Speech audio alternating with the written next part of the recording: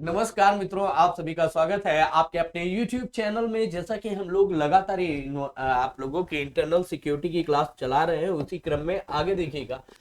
मैंने कल की क्लास में आप लोगों के सामने समावेशीय विकास की बात की थी कि समावेशीय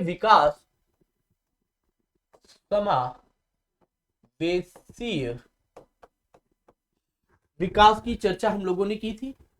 समावेशीय विकास विकास किस प्रकार से, प्रश्न लिख लीजिएगा, किस प्रकार से आंतरिक सुरक्षा आंतरिक सुरक्षा को मजबूत करती है करती है। अब सबसे पहला पॉइंट आएगा आप लोगों का सस्टेनेबल समावेशीय विकास की बात करें। समावेशीय विकास है ना, पहला पॉइंट तो यही आएगा कि भाई हमें समावेशीय विकास के बारे में तो जानकारी हो। ठीक, आंतरिक सुरक्षा को मजबूत करेगी, कमजोर करेगी, इसके बारे में हम लोग बाद में बात करेंगे। सबसे पहला पॉइंट आता है कि आपका समावेशीय विकास का क्या अर्थ। पहले तो हम लोगों को मीनिंग पता होना चाहिए। अर्थ आप लोगों ने पढ़ा भी होगा कि भाई सस्टेनेबल डेवलपमेंट की बात जब की जा रही है तो इसका सीधा सा अर्थ होता है विकास की मुख्य धारा में सभी को शामिल कर लेना। क्या होगा पहला पॉइंट इसमें, अगर जब हम इसकी बात करेंगे, जब इसके अर्थ को समझने की बात करेंगे तो विकास डेवलपमेंट की मुख्य धारा में सभी को शामिल कर लेना। विकास पॉइंट आ जाएगा विकास की मुख्य धारा में सभी को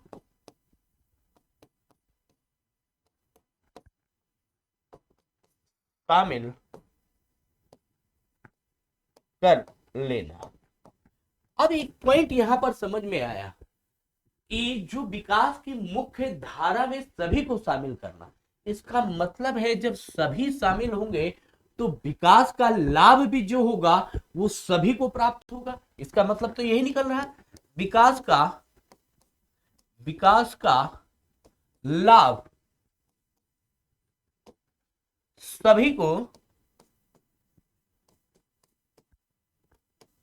को प्राप्त हो, है ना। इसका मतलब यही है ना कि विकास का लाभ सभी लोगों को प्राप्त हो या मिलेगा।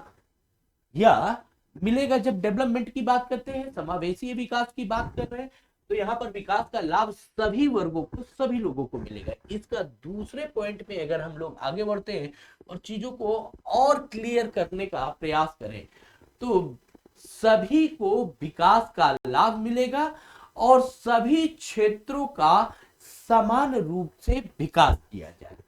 इसका मतलब तो ये भी एक बन रहा है कि सभी को, पहला पॉइंट ये आएगा यहां पर, सभी को विकास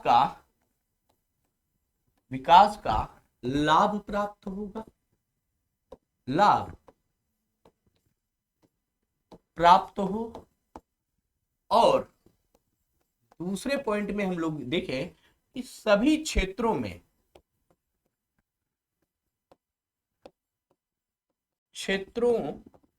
का विकास समान रूप से किया जाए। ये पॉइंट निकल के आ रहा है। ठीक, अगर ऐसा करते हैं, अगर इस तरीके से हम डेवलपमेंट करें कि समावेशी विकास का अगर हम फंडा अपनाते हैं तो सभी जगह पर सभी लोगों का डेवलपमेंट होगा, सभी क्षेत्रों का डेवलपमेंट होगा। और जब इस तरीके की स्थिति स्थापित होगी तो हम लोग ये कह सकते हैं कि क्षेत्रीय संतुलन के रूप में समावेशिता होगी। क्या हो जाएगी? इसका मतलब है कि क्षेत्रीय संतुलन के रूप में समावेशिता होगी।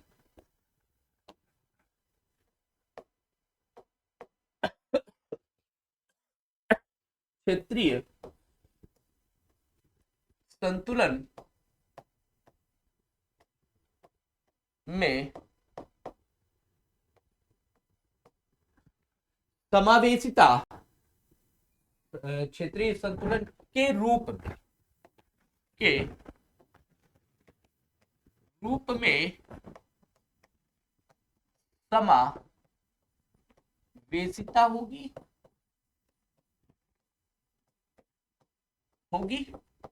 अब यहां से एक चीज तो समझ में आई कि विकास की मुख्य धारा में सभी को शामिल कर लिया जाए, चाहे वो आप लोगों का ऐसे समझे जैसे हमने ये कहा कि विकास की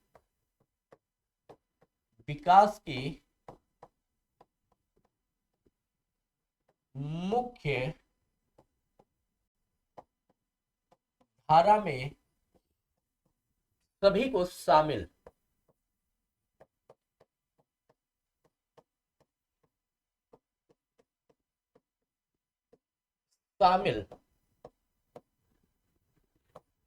कर लिया जाए। ठीक, अब समझना इस पॉइंट। इसका सीधा सा पॉइंट, पहला पॉइंट क्या निकलेगा? क्षेत्रवाद खत्म, क्षेत्रवाद की समस्या समाप्त हो जाएगी। समस्या समाप्त होगी। क्यों? क्योंकि जब सभी को शामिल किया जाएगा तो इसमें यह भी बोला जा रहा है कि भाई जब सभी की शामिल होने की बात की गई तो यहां पर नागरिकों की बात की गई, नागरिकों प्लस यहां पर हमने किसकी बात की गई? क्षेत्र की भी बात की कि सभी क्षेत्रों का समान रूप से विकास किया जाए, सभी को समान रूप से विकास के लाभ में जोड़ दिया जाए। ठीक, अर्थात विकास का लाभ नागरिकों को भी मिले और क्षेत्रों को भी मिले। तो जो क्षेत्रवाद की समस्या थी वो समाप्त हो जाएगी। कैसे समाप्त होगी? अब देखो, इसे समझो। मान लो कि उद्योगों की बात आई, औद्योगिकरण, औद्योगिकरण की बात हुई। अब औद्योगिकरण, यदि अगर हम यूपी की बात करें तो यूपी में 75 डिस्ट्रिक्ट है, जिले हैं वर्तमान में, जिले। ठीक, 76वां जिले की बात नहीं करेंगे आप लोग क्योंकि वो टेम्परेरी जिला है और जैसे ही आप लोगों का संगम समाप्त होगा वैसे ही वो भी आप लोगों का समाप्त हो जाएगा, 76वां जिला समाप्त हो जाएगा। फिर से आपके पास 75 जिले होंगे। अगर 75 जिले में भी हमने 50 से 55 जिलों में औद्योगिकरण कर दिया, छोटी छोटी इकाइयां एस्टैब्लिश कर दी, ठीक, तो सबसे पहला काम क्या हो जाएगा? ये दूसरे राज्यों पर हार नहीं बनेंगे। ये बिहार नहीं जाएंगे, ये मुंबई नहीं जाएंगे, ये दिल्ली नहीं आएंगे। अर्थात 75 जिलों में से 50 जिलों में भी औद्योगिकरण हुआ तो क्या हुआ? यूपी का विकास हुआ, यूपी का सबसे पहला डेवलपमेंट होगा। यहां पर डेवलप हुए, सभी क्षेत्रों को समान रूप से विकसित होने का अवसर प्राप्त हुआ। ठीक है, यहां पर क्या हुआ? यूपी के जो छोटे छोटे जिले हैं उनके बीच में एक बड़े जिले में अगर हमने औद्योगिक क्षेत्र लगा दिया, मतलब 4 छोटे जिलों के बीच में एक औद्योगिक क्षेत्र, छोटे छोटे जिले अपने डिवाइडेड हो रहे, उन छोटे जिलों को लेकर हमने एक बड़े बड़े औद्योगिक क्षेत्र निर्मित कर दिए, तो निश्चित रूप से यहां पर क्या हो गया? क्षेत्रवाद वाली समस्या समाप्त हो गई। क्या हुआ? यहां पर विकास होना प्रारंभ हो जाएगा। अब इस विकास का लाभ सभी को प्राप्त होगा। ठीक, तो क्षेत्रवाद की समस्या समाप्त हो गई कि नहीं भैया हम मुंबई जाएंगे, मुंबई में गए धर्म सूद दिया, वहां पर गुजरात में गए औद्योगिकरण गुजरात में ज्यादा है भाई, इंडस्ट्रियलाइजेशन है वहां पर भी मारा गया हमारे लोगों को। छत्तीसगढ़ गए वहां पर मारा जा रहा है कि खनन काम करने आए हैं भाई, लेबर है यूपी बिहार के लोग आप झारखंड जा रहे हो तो आपके साथ डिस्क्रिमिनेशन का व्यवहार किया जा रहा है। तो क्षेत्रवाद की समस्या, जब औद्योगिक समावेशी विकास की बात की जाएगी तो सबसे पहले आपकी क्षेत्रवाद की समस्या समाप्त हो जाएगी। ठीक, यूपी मतलब केवल और केवल नोएडा से यूपी नहीं जाना जाएगा। ठीक, आपका केवल नोएडा से ही यूपी नहीं जाना जाएगा, इसका मतलब है आप लोगों का यूपी बरेली के नाम से भी जाना जाएगा, लखनऊ के नाम से भी जाना जाएगा, प्रयागराज के नाम से भी जाना जाएगा, आपका रामगढ़ के भी नाम से जाना जाएगा, बांदा के नाम से जाना जाएगा, चित्रकूट के नाम से जाना जाएगा, महोबा के नाम, मतलब आपका औद्योगिकरण क्षेत्र निर्मित हो गया, तो क्षेत्रवाद की समस्या समाप्त हो जाएगी। दूसरा पॉइंट क्या हो जाएगा, जब विकास की मुख्य धारा में सभी को शामिल किया जाएगा तो बेरोजगारी जैसी समस्या समाप्त होगी। अभी समझाऊंगा। बेरोजगारी की समस्या समाप्त होगी, समस्या समाप्त। ठीक, उसके बाद प्रति व्यक्ति आय में वृद्धि होगी, व्यक्ति आय में वृद्धि होगी, होगी कि नहीं होगी। जब यहां प्रति व्यक्ति आय में वृद्धि होगी तो ये क्या होगा, ये टैक्स पे करेगा, और जब टैक्स देगा, और जब ये टैक्स देगा तो इस टैक्स के पैसे से गवर्नमेंट विकास की योजनाएं लॉन्च करेगी। तो यहां से क्या हो रहा है, समावेशी विकास अगर हम कर रहे हैं तो एक पॉइंट समझ में आ रहा है कि गरीबी की समस्या, जब बेरोजगारी समस्या समाप्त होगी, प्रति व्यक्ति आय में वृद्धि होगी, तो इसका मतलब है कि गरीबी में कमी आएगी,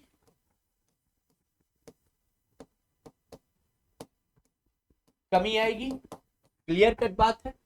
और जब गरीबी में कमी आएगी तो निश्चित रूप से लोग क्या करेंगे, आंतरिक सुरक्षा के मजबूती के लिए कार्य शुरू होगा। अभी नॉर्मल चीजें समझ रहे हैं, केवल सस्टेनेबल जो समावेशी विकास की बात की गई है, सभी को समान रूप से अवसर प्राप्त हो, सभी को समान विकास की मुख्य धारा में शामिल किया जाए। अब गरीबी में कमी आएगी, इसका मतलब है अमीर और गरीब के बीच की खाई, अमीर और गरीब के बीच की खाई में कमी आएगी, बीच की खाई में कमी आएगी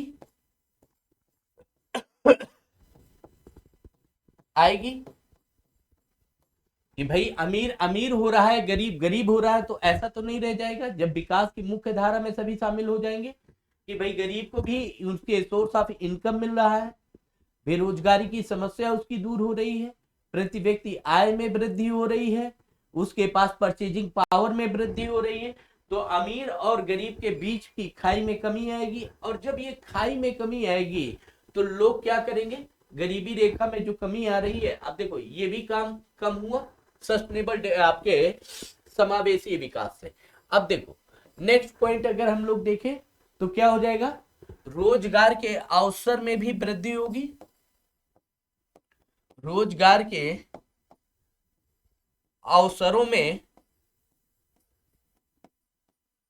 वृद्धि होगी निश्चित रूप से।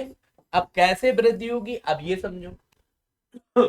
अब इतनी चीजें तो समझ में आ गई ना कि सभी को समान रूप से सब कुछ प्राप्त होने लगेगा जब समावेशी विकास की बात करेंगे। तो यदि गवर्नमेंट समावेशी विकास करती है, समावेशी विकास करती है, तो वो आंतरिक सुरक्षा को कैसे विकास आंतरिक सुरक्षा को कैसे मजबूत करेगी। पहला तो विकास का लाभ सभी को मिलेगा, विकास का लाभ सभी को सभी को, अब सभी को मतलब है नागरिक, या हम ये कहते हैं जनता प्लस क्षेत्र। ठीक, तो यहां पर क्या होगा, दोनों का विकास होगा। क्या हो जाएगा, दोनों का विकास होगा। अब जब दोनों का विकास होगा तो निश्चित बात है जनता और क्षेत्र दोनों क्या हो जाएंगे, धन से संपन्न हो जाएंगे। क्या हो जाएंगे, संपन्न होंगे। और जब संपन्न होंगे तो ये क्या करेंगे, यहां पर टैक्स देने की क्षमता में वृद्धि होगी, देने की क्षमता में वृद्धि होगी। एक कॉमन फिनोमिना अभी हम लोग पकड़ रहे हैं, टैक्स देने की क्षमता वृद्धि होगी। और जब टैक्स गवर्नमेंट के पास आएगा तो गवर्नमेंट क्या करेगा, सामाजिक कल्याण की योजना चलाएगी, योजना चलाएगी और आधारभूत संरचना मजबूत करेगी। योजना चलाएगी अर्थात आधारभूत भूत संरचना का निर्माण करेगी, का निर्माण होगा। अब देखते चलना, अभी ये समावेशी विकास की बात कर रहा हूं, आधारभूत संरचना का निर्माण। अब फिर हम लोग प्रति व्यक्ति पर जाएंगे। आधारभूत संरचना का निर्माण होगा, स्कूल का निर्माण होगा, स्कूल, अस्पताल ताल और वंचित वर्ग के लिए, वंचित वर्ग का सहयोग होगा, सहयोग, जिससे क्या होगा, वंचित वर्ग, वंचित वर्ग को भी लाभ ज्यादा प्राप्त होगा, लाभ की प्राप्ति होगी, प्राप्ति होगी, जिससे क्या हो जाएगा, वंचित वर्ग भी सरकार का समर्थन करेगा। क्या हो जाएगा, अब सभी सरकार का समर्थन करेंगे, समर्थन करेंगे। इसका मतलब क्या हो जाएगा, संगठित एवं असंगठित, असंगठित अपराध, अपराध में अत्यधिक कमी आएगी, अत्यधिक कमी आएगी। अब देखते चलो, अभी हम समावेशी विकास की ही बात कर रहे हैं कि सभी का विकास हो, अर्थात जनता और क्षेत्र दोनों की बात कर रहे हैं। ठीक, तो यहां पर संगठित एवं असंगठित अपराध में कमी आएगी। और जब ये कमी आएगी तो लोग क्या करेंगे, कानून व्यवस्था का समर्थन करेंगे, अर्थात कानून का पालन करेंगे। और जब कानून का पालन करेंगे तो निश्चित रूप से यहां पर क्या स्थापित होगी, शांति व्यवस्था, व्यवस्था स्थापित होगी, स्थापित होगी। और जहां शांति व्यवस्था स्थापित होगी वहां पर क्या होती है, आंतरिक सुरक्षा मजबूत होती है, सुरक्षा मजबूत होगी। अभी ये सस्टेनेबल डेवलपमेंट से आंतरिक सुरक्षा मजबूत हुई। अब देखो, अब दूसरे पॉइंट पे आते हैं, समावेशीय विकास। समावेशीय विकास, विकास आंतरिक सुरक्षा को कैसे प्रभावित करेगी। ठीक, अब देखना, यहां पर हम लोग दूसरे पॉइंट से समझने का प्रयास करेंगे। यहां पर क्या हो जाएगा, औद्योगिकरण होगा, औद्योगिकरण होगा समान रूप से। जैसे कि एग्जाम्पल देता हूं, राजीव गांधी जी ने बुंदेलखंड के उत्थान के लिए, बरगढ़ एक जगह है, कभी आप लोग देखिएगा, बरगढ़ स्टेशन है, वहां पर कांच की फैक्ट्री लगा रहे थे। क्यों? क्योंकि बुंदेलखंड का जो रीजन है वहां पर आप लोग देखोगे तो वहां आपको समझ में आएगा कि वहां पर किसी भी प्रकार का कोई औद्योगिक क्षेत्र नहीं निर्मित है। तो उस औद्योगिक क्षेत्र को अगर वहां निर्मित कर दिया जाएगा तो बुंदेलखंड के लोग किसी अन्य जगह पर नहीं जाएंगे काम करने के लिए, उनके पास रोजगार के अवसर उनके ही क्षेत्र में उपलब्ध हो जाएगा। तो वो किसकी बात समझ रहे थे? वो समावेशी विकास की।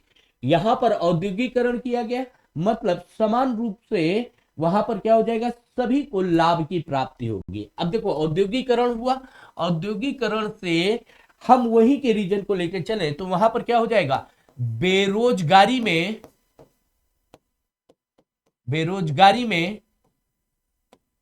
कमी आएगी। अर्थात जब कहीं पर औद्योगिकरण किया जाएगा तो वहां पर रोजगार के अवसरों में वृद्धि होगी और बेरोजगारी में कमी आएगी। और जब बेरोजगारी में कमी आएगी तो इसका मतलब क्या हो गया कि गरीबी में भी कमी आएगी, गरीबी में कमी आएगी। ठीक, अब व्यक्ति अपने आधार पर, ठीक, अब देखते चलना, गरीबी में कमी, इसका मतलब है कि प्रति व्यक्ति आय में वृद्धि हो रही है, प्रति व्यक्ति आय में वृद्धि होगी, आय में वृद्धि।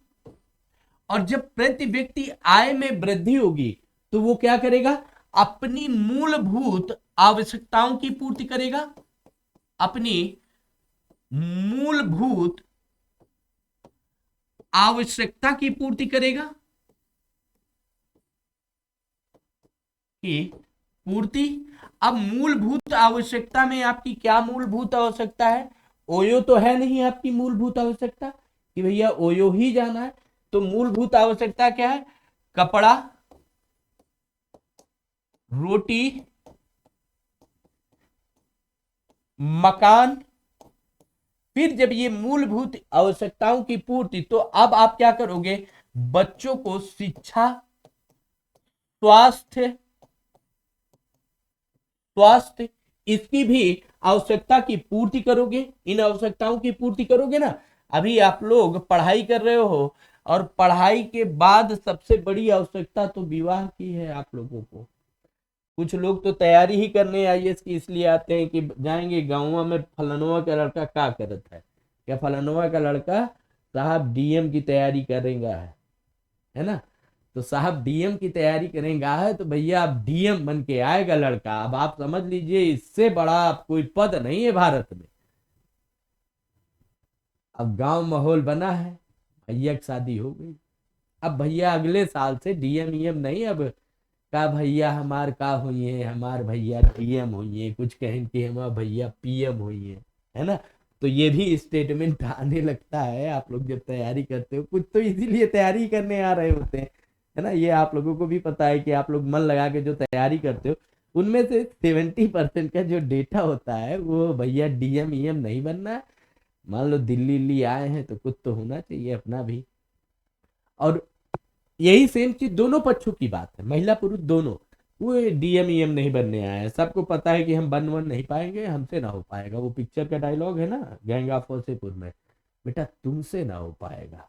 तो वो सब जानते हैं कि ये हमसे ना हो पाएगा, लेकिन भैया डीएम हुई है, नहीं तो भैया पीएम हुई है, नहीं तो भैया सीएम हुई है, तो वो सब चलता रहता है। तो यहाँ पर क्या हो जाएगा कि जब आप किसी भी नौकरी में, जैसे आप आईएएस की तैयारी करनी है, एसएससी, वनडे, सिविल, आप लोग सिपाही, चपरासी, दरोगा, कोनो को मिल गया मौका फिर हो गया, फिर आप भैया हमारे डीएम हुई है, तो वो सब प्रयास जारी रहता है। तो जब आप कुछ भी बनते हो, इवन जब आप अधिकारी बनते हो या फिर आप कर्मचारी बनते हो, कुछ भी, तो मूलभूत आवश्यकता क्या है? पहले आप कपड़ा पहनते हो, फिर उसके बाद रोटी का इंतजाम, पेट भरा होना चाहिए, देन हम मकान बनाने का प्रयास करते हैं, क्योंकि विवाह होने के बाद जो नेक्स्ट पीढ़ी आएगी उसके लिए रहने के लिए आवास की व्यवस्था हम करते हैं। तो मूलभूत आवश्यकता क्या है? कपड़ा, रोटी, मकान। ये मूवी भी थी, ठीक, उस मूवी को देखेंगे तो आप लोगों को समझ में आ जाएगा मूलभूत आवश्यकता है। फिर उसके बाद आप किस पर काम करेंगे? जो आपके चिल्ले, जो न्यू भारतीय युवा के, भारतीय समाज के जो भविष्य बनने वाले हैं, उन बालकों के लिए आप शिक्षा और स्वास्थ्य की व्यवस्था करते हो। तो मूलभूत आवश्यकताएं वर्तमान में क्या हो गई? 5। अपनी आवश्यकता की पूर्ति करोगे। अब जब ये मूलभूत आवश्यकताओं की पूर्ति हो जाएगी तो आप किधर जाओगे? लग्जरी की तरफ, जीवन। अभी क्या था कि लग्जरी नहीं चाहिए थी, अभी आपको मूलभूत आवश्यकताओं की पूर्ति। अब लग्जरी में आइटम शुरू होता है कार से, ठीक, कार। फिर उसके बाद घर में और क्या क्या लग्जरियस आइटम हो सकते हैं, उन सब आइटम को आप लोग खरीदना शुरू करते हो। अब यहां पर क्या हो गया? लग्जरी जीवन की तरफ आप बढ़ गए। अब यहां पर आता है जीवन प्रत्याशा का रूल, ठीक। लग्जरी जीवन आया। अब इसके बाद आप क्या करते हो कि अब आप बचत करते हो, बचत। और जो बचत होती है, ठीक, उसमें आपने बचत किया और उस बचत पे आप क्या देते हो? टैक्स देते हो गवर्नमेंट को। एक तो टैक्स औद्योगिकरण से, उद्योगों से गवर्नमेंट को यहां पर टैक्स प्राप्त हो रहा है, जिसको गवर्नमेंट ने सब्सिडी के रूप में इसे दिया हुआ है। सब्सिडी आती है ना, सब्सिडी के रूप में यहां पर इसको कहा कि हम टैक्स माफ करते हैं, 5 साल के लिए आप उद्योग लगा लो। तो यहां पर आपसे गवर्नमेंट को क्या मिला?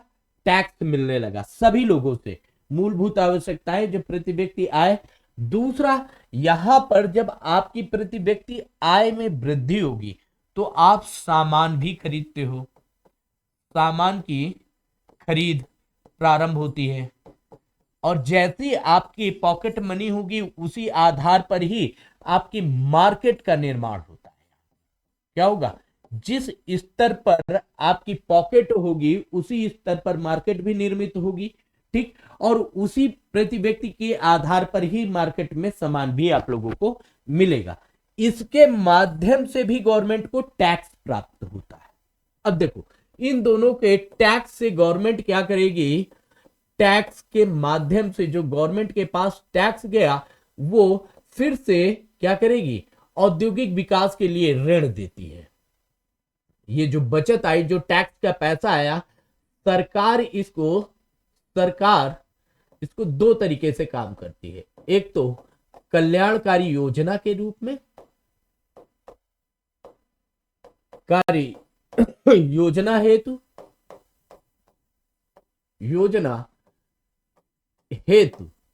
और विकास कार्य हेतु।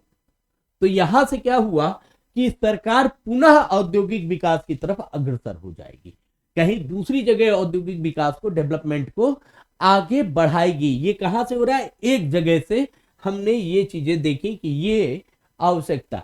इससे अब दूसरे पॉइंट के हिसाब से देखें कि समावेशीय विकास, वेशीय विकास। दूसरे पॉइंट से गवर्नमेंट ने क्या किया? जो पैसा वहां पर हमने लिया था उस पैसे से फिर से औद्योगिकरण हुआ, औद्योगिकरण किया। अब औद्योगिकरण हुआ, यहां पर क्या हुआ? रोजगार के अवसर में वृद्धि हुई, रोजगार के अवसर में वृद्धि, तो क्षेत्र का विकास हुआ, क्षेत्र का विकास प्रारंभ हुआ। क्यों?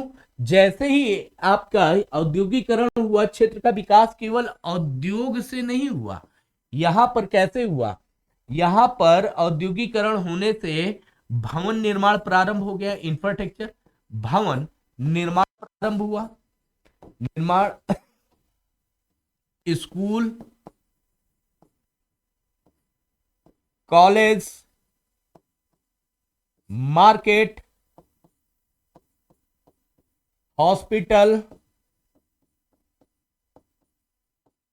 पिटल।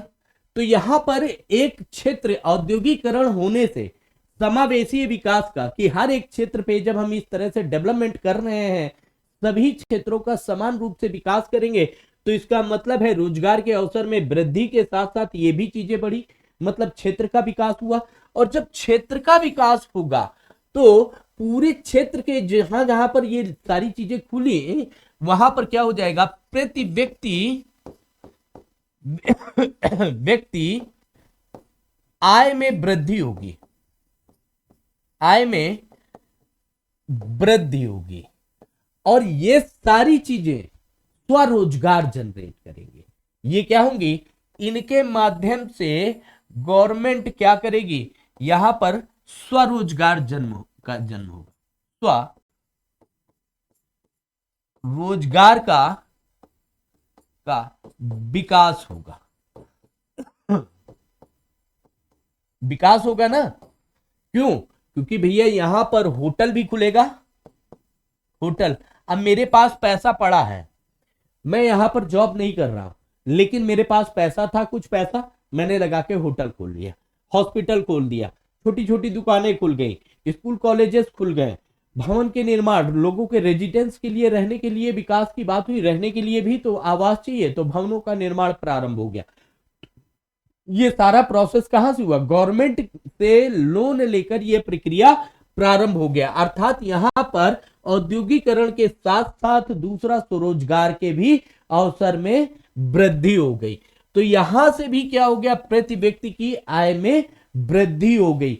अब एक औद्योगिकरण मतलब एक उद्योग सभी जगह पे समान समावेशी विकास के तहत यदि गवर्नमेंट करती है, तो अपने आप रोजगार के अवसरों में वृद्धि बढ़ने लगती है। इससे मतलब यह हुआ प्रति व्यक्ति आय।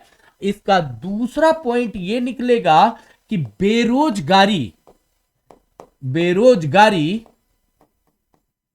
अत्यंत निम्न स्तर पर पहुंच जाएगी, अत्यंत निम्न स्तर पर।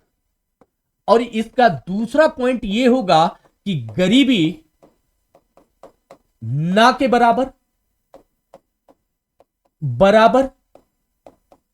स्तर पर पहुंच जाएगी।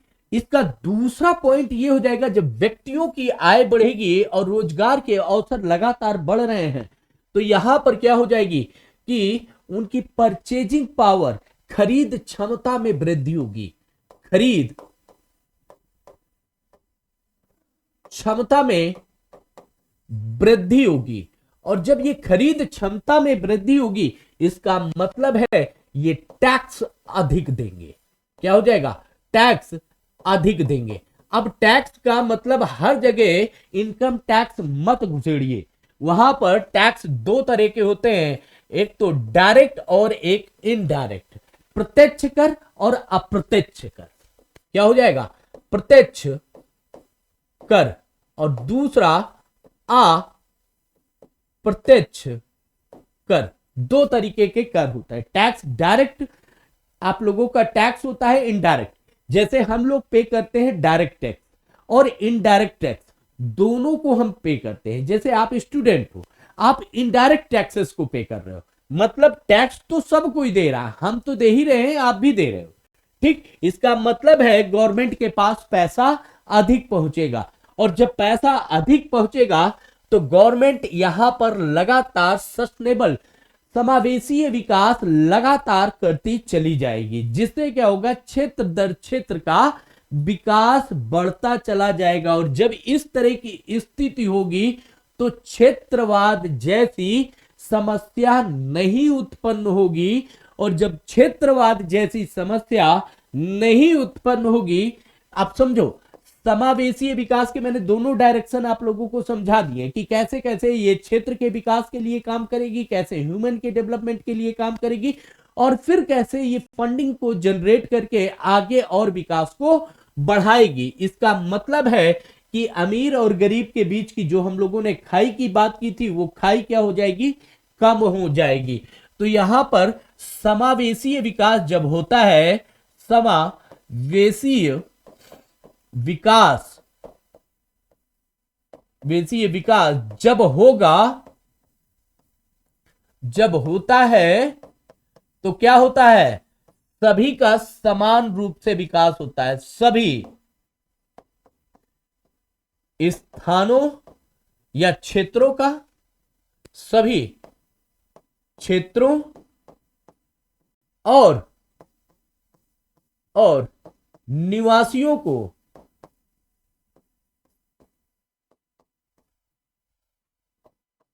का विकास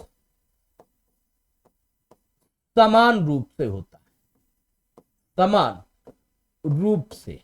और जब सभी का विकास होगा तो यहां पर बेरोजगारी में कमी आएगी, बेरोजगारी, गरीबी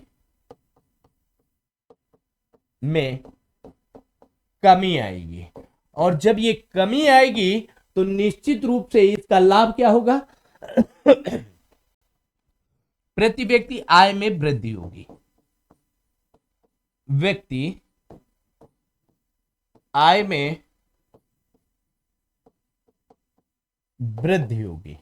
और जब प्रति व्यक्ति आय में वृद्धि होगी तो निश्चित रूप से इनकी परचेजिंग पावर बढ़ेगी, खरीद क्षमता में वृद्धि होगी। अब देखो ये सिचुएशन जब बढ़ेगी तो आप ये बताओ, जब आपको सभी को जॉब मिल जाएगी, कोई ये चाहेगा क्या कि भाई हम जाकर कहीं पर भी पगलों की तरह जेल जाएं? तो इसका मतलब क्या हो जाएगा, यहां पर हो जाएगा संगठित एवं असंगठित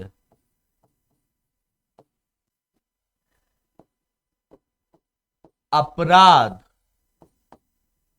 ना के बराबर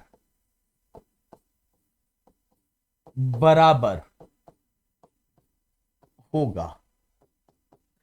जब संगठित और असंगठित अपराध ना के बराबर हो जाएगा, इसका मतलब है लोग क्या करेंगे, ये सभी लोग कानून व्यवस्था का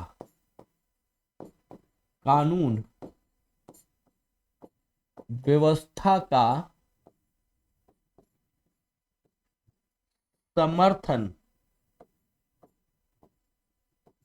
करेंगे।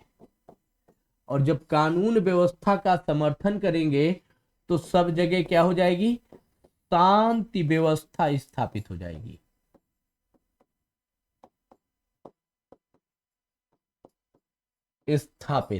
और जहां शांति व्यवस्था होती है वहां पर क्या होती है, आंतरिक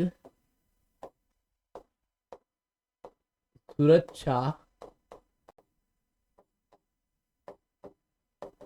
मजबूत होगी।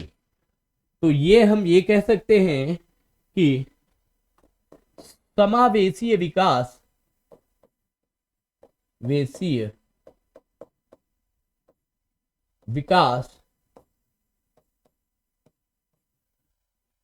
आंतरिक सुरक्षा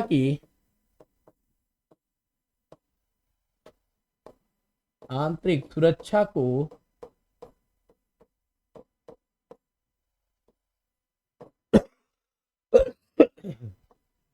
मजबूत बनाने के लिए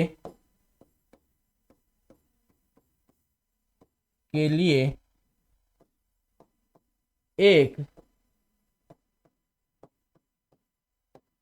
पूर्ववर्ती अवधारणा है, ये कहा जा सकता है। ये आप लोग बताइए कि हम ये कह सकते हैं कि आंतरिक समावेशीय विकास आंतरिक विकास के लिए, आंतरिक सुरक्षा को मजबूत करने के लिए एक पूर्ववर्ती धारणा है या पूर्ववर्ती शर्त है, या पूर्ववर्ती शर्त है। ठीक, अगर हम सस्टेनेबल समावेशीय विकास करेंगे तो यहां पर निश्चित रूप से हमारी इंटरनल सिक्योरिटी मजबूत होगी या कमजोर होगी, ये बताइए। या हम ऐसे भी एक प्रश्न, चलो एक प्रश्न यहां पर आया कि यदि यदि समावेशीय विकास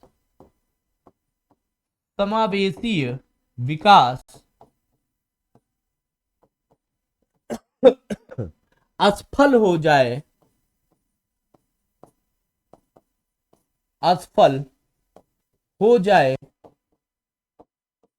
तो आंतरिक सुरक्षा पर, तो आंतरिक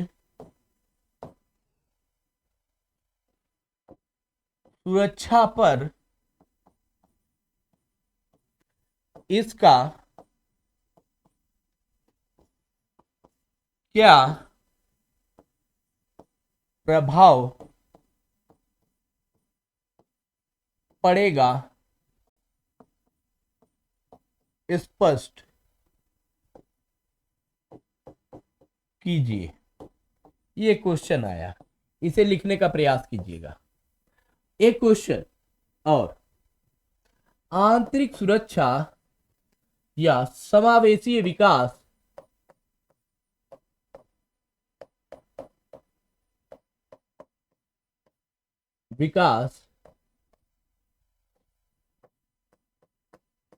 आंतरिक सुरक्षा के लिए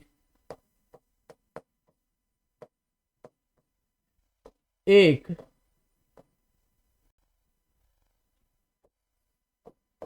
पूर्ववर्ती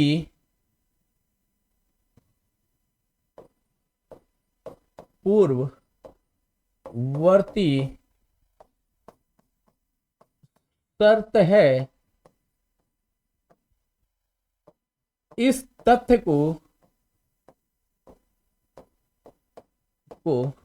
व्याख्यायित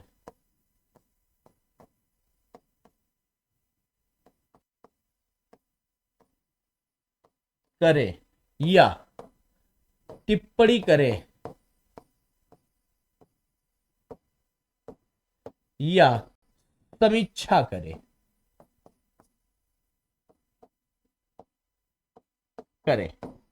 अब ये 2-3 प्रश्न आप लोगों को मैंने दिए हैं, इसमें यहां पर प्रयास कीजिएगा कि आप लोग इन चीजों को स्पष्ट रूप से व्याख्या कर पाए।